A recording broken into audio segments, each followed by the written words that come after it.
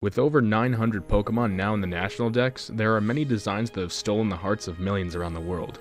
Though with over 900 Pokemon, there are bound to be a few that slip through the cracks and are forgotten to the sands of time. Hey there, I'm Kamikaze, and today we're going to look at 6 Pokemon designs that you might have forgot existed or just barely remember at all. These designs are either forgotten because of their lack of appearances in games, or just having a bland design overall that doesn't quite stand out or have any extravagant features like the others of its region. With that out of the way, let's dive right into it.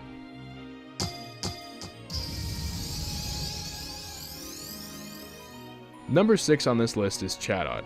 Chatout is actually a really unique design, but the reason it sits here is because its purpose for being created is now outdated, and naturally that wears off on this Pokemon. In Pokemon Diamond and Pearl, or Generation 4 to be specific, the games really took advantage of the Nintendo DS's hardware in any way possible, and one of these ways was by using the microphone built into the handheld, allowing the user to record their voice and have Chatout repeated as its cry in battle. However, after the following generations, this gimmick really didn't get used at all to my understanding, and it's just sort of made this Pokemon feel dry. It has very mediocre stats and an average typing, so rather than using it as your team's bird Pokemon, it's likely just going to get skipped over or used for Pokedex completion.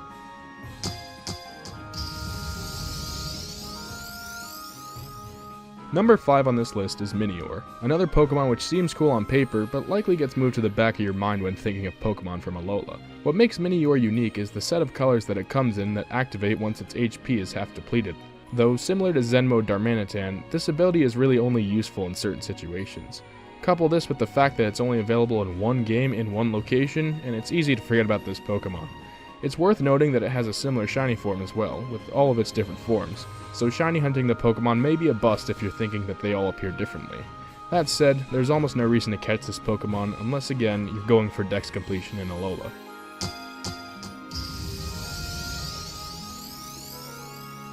At the 4th spot we have Alomomola. There's a common theory associated with this Pokemon that it's the long-lost evolution of Luvdisc, but I don't quite find that believable if I'm being completely honest.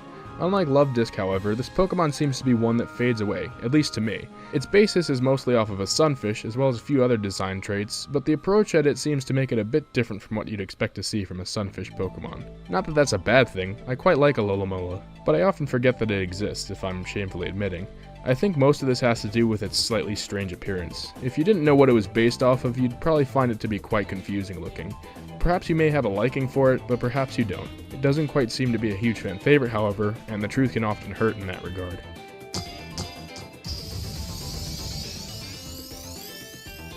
At the 3rd spot on this list is Kumfei. Kumfei is truly a cute Pokemon, but given its design and looks, it's probably a bit obvious to see why some may forget that it exists. The Alola region had a lot of Pokemon that were specifically designed and geared for that region and its environment, that being Hawaii.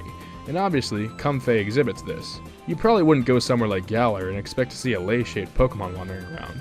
Now would you?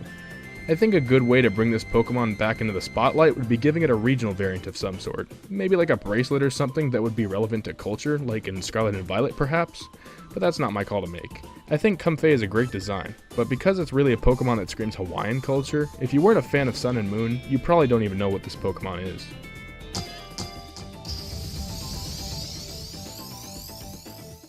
The silver medal on this list and our number 2 spot goes to Pinnacle. Pinnacle is probably one of the most unusual Pokemon to grace the planet, but it's also not one that appears very frequently. Its evolution, Forretress, actually gets more recognition and spotlight than Pinnacle itself, and it's not really a Pokemon that, by regular means, is easy to come by. Most of the time it's typically a late game or extracurricular means of gameplay that allows you to catch this Pokemon, and because of its obscurity and its difficulty to obtain, it more than likely has faded from the minds of a lot of fans. I always liked Pinnacle because of how obscure it was to get. Much like most of the other Gen 2 Pokemon, playing Generation 3, the only way you could get this after the early 2000s was by playing Pokemon Emerald. It made it quite the treat to get. But aside from this, it's probably very unlikely that this Pokemon crosses your mind as frequently as most others do.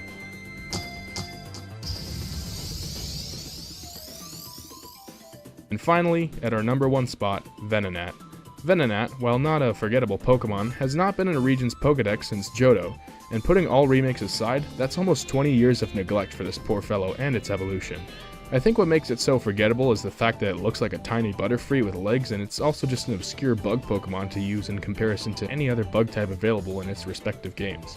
It's probably unlikely that you'd be using a bug anyway on a team unless it was a dual type, but Venonat's lack of appearance in mainline games, as well as its seemingly dry design, make it, in my opinion, the most forgettable Pokemon on this list.